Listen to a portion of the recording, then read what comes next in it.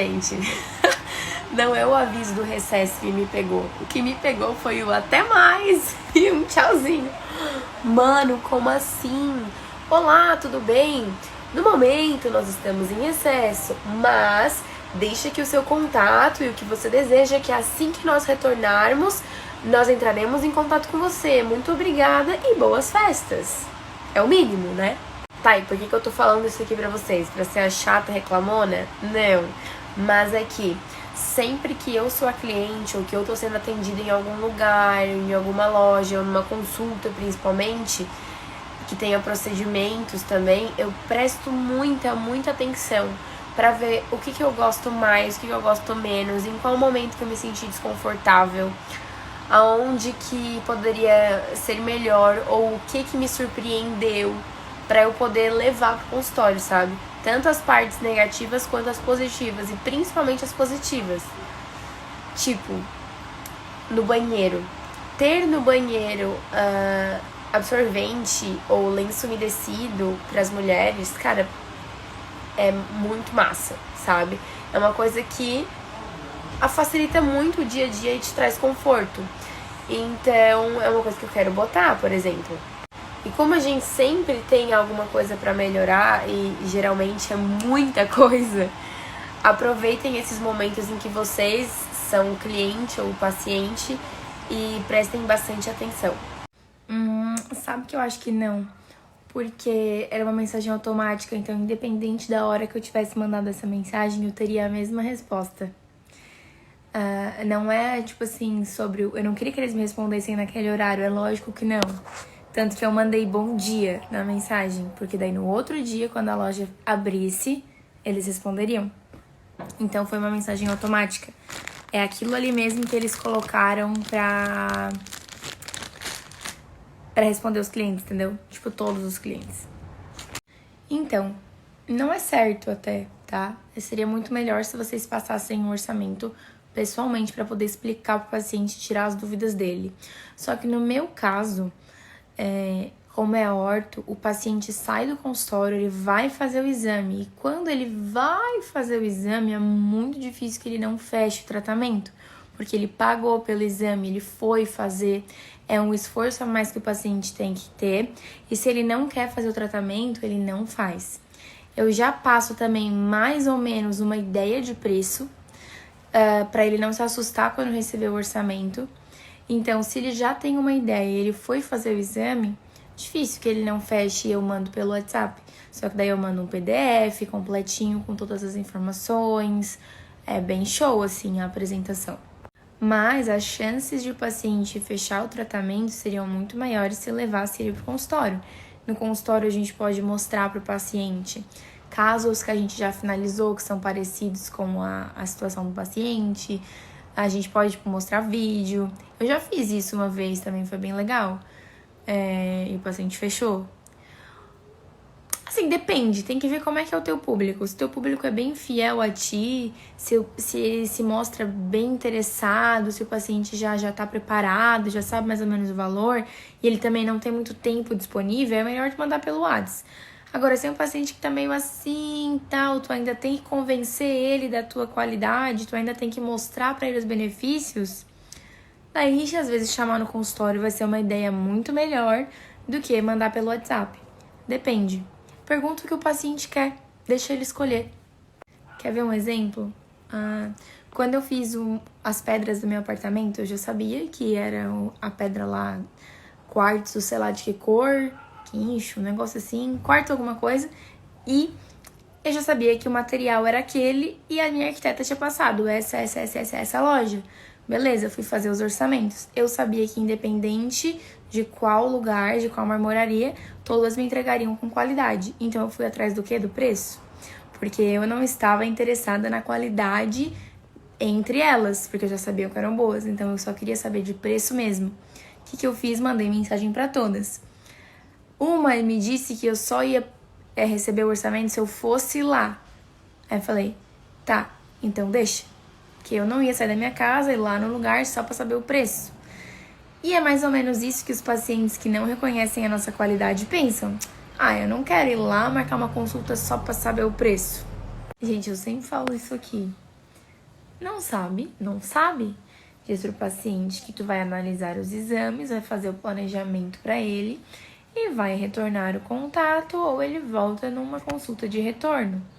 Quando vocês vão no médico com uma dor de cabeça crônica, ele não vai te passar o diagnóstico só perguntando algumas coisas pra ti e olhando tua cabeça por fora.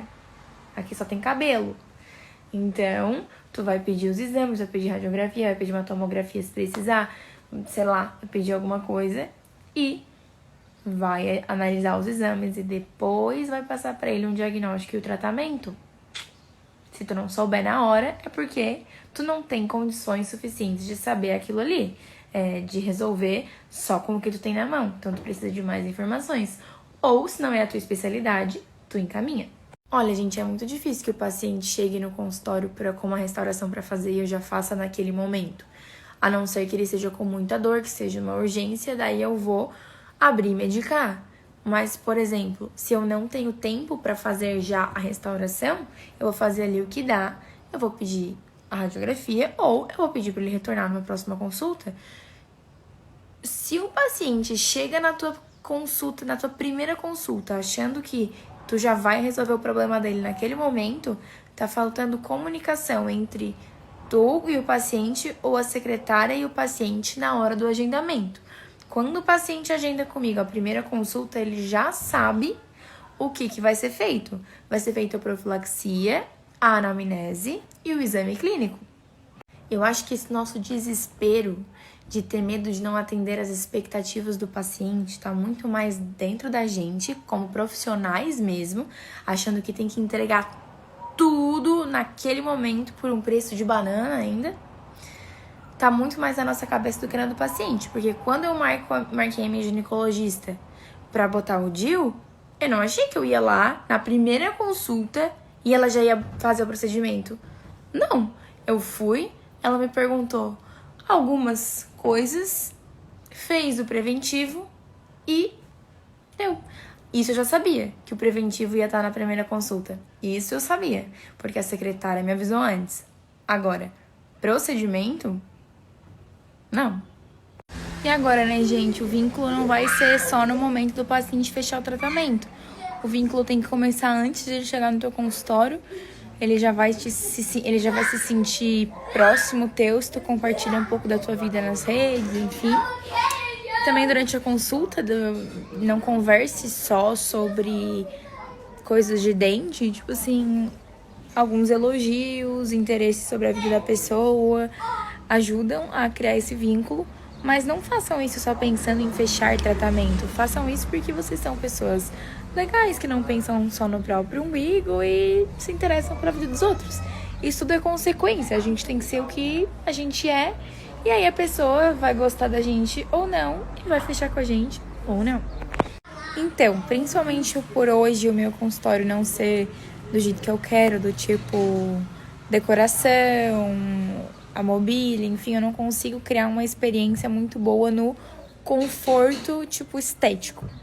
Mas a cadeira eu deixo o mais confortável possível. Antes de dar anestesia, vai usar um anestésico tópico, esses cuidadinhos. Antes de fazer a profilaxia, eu passo nos lábios vaselina para não ficar com a boca seca. O tempo todo sugando para o paciente não ficar com muita água na boca e ficar desconfortável. Cheirinho no meu consultório tá sempre cheiroso, tudo limpo, tudo bem higienizado, com sacolés em tudo, proteção em tudo, certinho. Dou brindezinho pós-consulta, escova. Nossa, meu afilhado tá gritando. Escova, creme dental. Às vezes dou chocolate para as crianças, eu dou balinha. Duas coisas que eu acho super importantes, tá? Vão pesar muito. A anamnese. Que ali na anamnese tu já consegue tirar, assim, meu Deus, todas as informações possíveis do paciente e tu consegue provar o teu valor pra ele. Eu consigo provar muito pro paciente que eu sei o que eu tô fazendo, que eu sei do que eu tô falando no momento da anamnese. Na anamnese, se ele curte tudo que acontecer durante a consulta, tudo que tu falar pra ele que ele precisa fazer, ele vai confiar se na anamnese tu mostrar um bom trabalho, porque daí a primeira impressão que ele tem de ti já foi positiva. Se tu ganhou isso, tu ganhou todo o resto. Outra coisa é o pós-atendimento. Gente, tem que mandar mensagem pro paciente depois pra perguntar se ele tá se sentindo bem, perguntar se ele precisa de alguma coisa, se ficou alguma dúvida, se ele esqueceu de te perguntar algo, quer perguntar agora. Pra mim, isso faz bastante diferença. De verdade, tá? Se tu quer encantar o teu paciente, se tu quer que ele tenha a impressão de tipo assim, ó, nossa, essa dentista é muito boa, assiste a aula de anamnese do manual, que lá eu falo certinho, tipo, os gatilhos mentais que eu uso na anamnese, sabe? É muito legal. No primeiro consultório que eu atendi, eu passava na cadeira mesmo, porque não tinha um lugarzinho pra sentar. Hoje, geralmente, eu passo no escritório, mas não faz diferença. Eu não vejo diferença, pelo menos. É muito mais sobre o jeito que tu fala do que onde tu tá falando. Aí, boa pergunta. Então, eu não sei como que outros dentistas fazem. Eu faço assim.